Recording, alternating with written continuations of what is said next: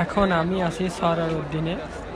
দেখতে পাচ্ছেন এখানে প্রোগ্রামের জন্য মঞ্চ রেডি করা হচ্ছে এবং আমি এবং আমার ফ্রেন্ডরা এখন মুক্ত মঞ্চের দিকে যাচ্ছি। ওখানে কিছুক্ষণ আড্ডা দেব বন্ধুদের সঙ্গে, তারপরে আমরা গান শোনার জন্য এদিকে আসব। তো চলুন চলে যাওয়া যাক মুক্ত মঞ্চের এইখানে।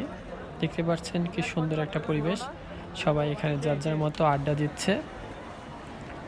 এখন সন্ধ্যা 8:30 প্লাস। এখন আপনারা দেখতে পাচ্ছেন কিছু মুহূর্ত একটু পরে আর কি গান স্টার্ট করবে।